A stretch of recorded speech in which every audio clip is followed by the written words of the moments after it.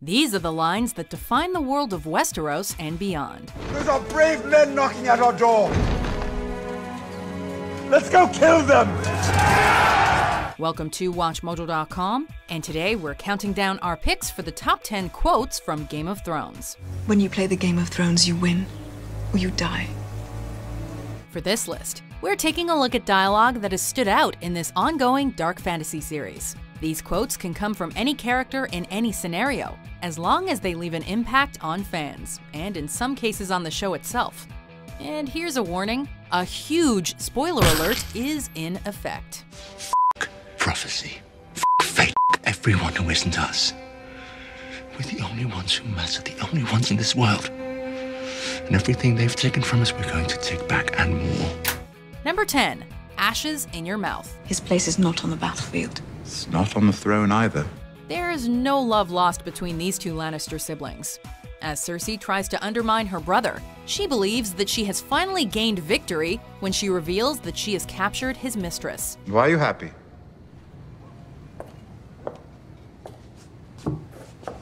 Because I have your little whore. As it turns out, she's captured the wrong girl. Her prisoner is actually one of Tyrion's old conquests. Being the tactical genius he is, Tyrion plays the part of the defeated foe very well, feigning grief and delivering a rebuttal that may be made of false anger but still sends chills down our spines. I will hurt you for this. A day will come when you think you're safe and happy, and your joy will turn to ashes in your mouth. And you will know the debt is paid. While his vengeful speech at his own trial is equally impressive, I wish I had enough poison for the whole pack of you. I would gladly give my life to watch you all swallow it. we chose to go with the more subdued performance, which displays just how well Tyrion understands and plays the tactical game. Get out. Number 9. The God of Death. Who are you? Your dancing master, Syrio Forel. Though he wasn't long for this world, Syrio Forel was an exceptionally entertaining standalone character. First introduced as young Arya Stark's dancing master, we quickly learned that in Braavos, dancing master means master swordsman. 9 years, Syrio Forel was first sold to the Sea Lord of Braavos. He knows these things. You must listen to me, boy. I'm a girl. During one of his classes, he offers Arya a piece of advice that inspires one of her defining characteristics. He believes in neither the old gods nor the new, only in the absolute god known as death. And he only has one thing to say to death. There is only one God, and his name is death. And there is only one thing we say to death. Not today. While this quote was inspiring the first time we heard it, it was utterly heartbreaking when it became his dying words following his supposed defeat by a Lannister guardsman. Seems that death insisted today be the day. What do we say to the God of death? Not today. Go. Number 8. I am yours. I do know some things. I know I love you. Between the brothels, arranged marriages, and rapes, you'd be hard-pressed to find genuine love in all of the Seven Kingdoms.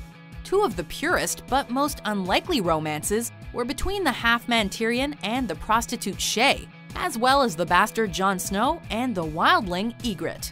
We shouldn't. Divided by ideology and social standing, but utterly infatuated with each other, these two couples braved death on multiple occasions.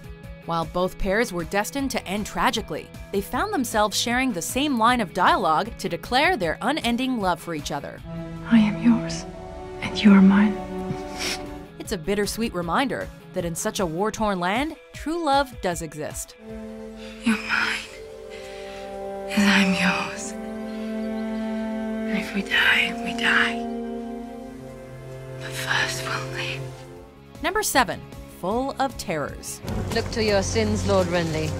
The night is dark and full of terrors. The Lord of Light's religion is extreme to say the least. Between all the human sacrifice, the blood of kings, the burning people alive, or the birthing of shadow monsters.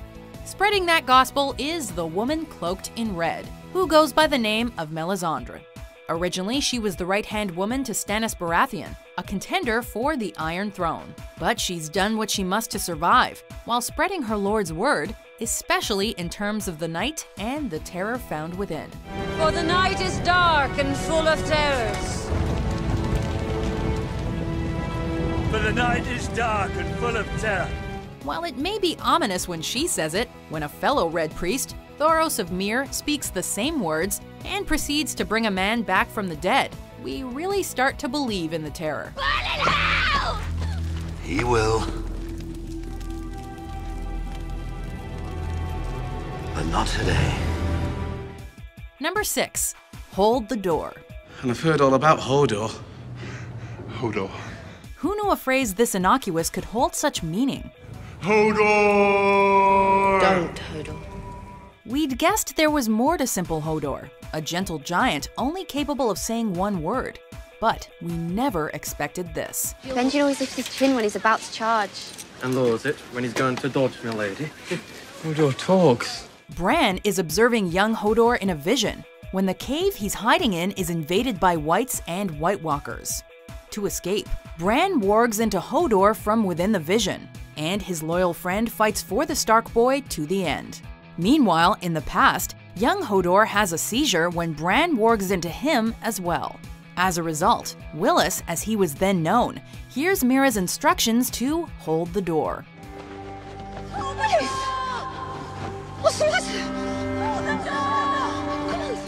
A phrase he repeats until one word is all he can say.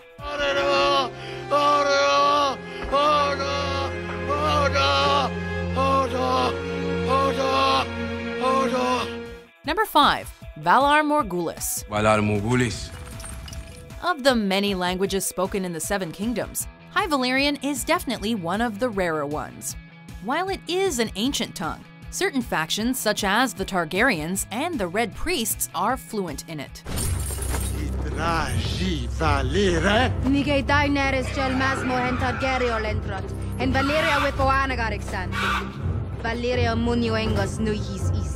While it's beautiful to listen to, there's one phrase that stands out above all.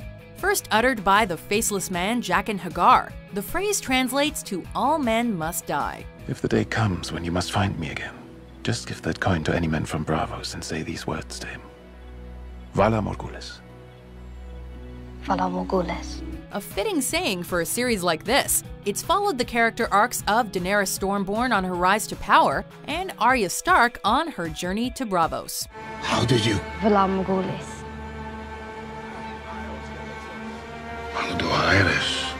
One thing's for sure, the saying has become an absolute truth for the series, and in some ways, life in general. Say it again. Valar Morghulis. Valar Morghulis. Good. Number 4. Regards. Just when you think you found the character you despise the most, along comes another one to steal the title. After the hellish events of the Red Wedding, many fans found themselves hating the Boltons for their vicious betrayal. Following the massacre of the Stark soldiers, supporters, and even Robb Stark's wife and unborn child, Roose Bolton adds insult to the already substantial injury before killing the King in the North himself, Robb Stark, by repeating what was actually an innocent comment originally made by Jaime Lannister. Tell Robb Stark I'm sorry I couldn't make his uncle's wedding. The Lannisters send their regards. As we watch the bodies pile up, we're reminded that truly no one in this world is safe. The Lannisters send their regards.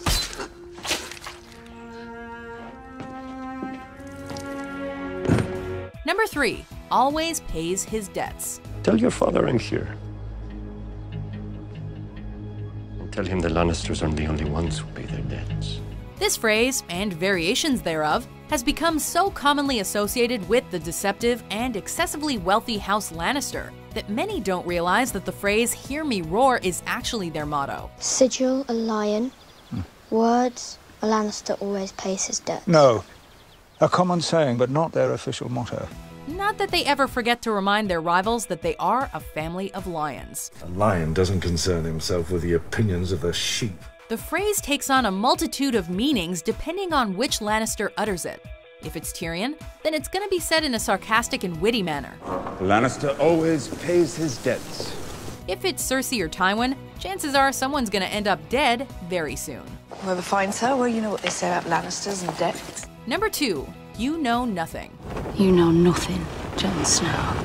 Poor Jon Snow. Seems no matter how hard he tries or how far he gets, there will always be someone telling him that he doesn't have a clue. Everybody knew what this place was, and no one told me. No one but you. Famously coined by the wildling Ygritte, this phrase was meant to insult Jon during his time beyond the Wall as he tried to infiltrate the wildling camps. You know nothing, Jon Snow. Due to their eventual romance, this meaning changed over time to be funny and almost cute. You know nothing, Jon Snow. But, like all things in Game of Thrones, the phrase became soiled with blood and tears when it became Ygritte's final words as she dies in Jon's arms, only to be hauntingly repeated by Melisandre later on. You know nothing, Jon Snow. Before we reveal our number 1 pick, here are some honorable mentions. I understand that if any more words come pouring out your cunt mouth, I'm gonna have to eat every f***ing chicken in this room. Power resides where men believe it resides. It's a trick, a shadow on the wall. And a very small man can cast a very large shadow. Why is the world so full of injustice? Because of men like you. There are no men like me. Only me. I am the king! I will punish you. Any man who must say, I am the king, is no true king. Do you want to be a queen? No. I want to be the queen. But do you understand why I had to kill him? Oh, where's the old way? The man who passes the sentence should swing the sword. Number 1, winter is coming. He won't be a boy forever.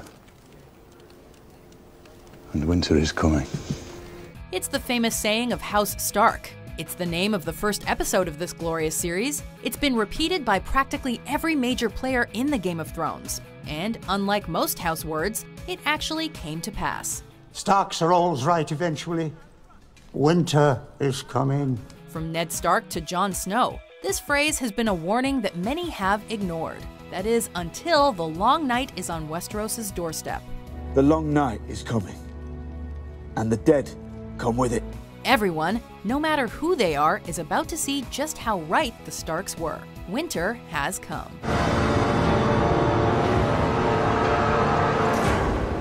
Do you agree with our list? What's your favorite Game of Thrones quote? First lesson. Sticking with the pointy end. I know which end to use.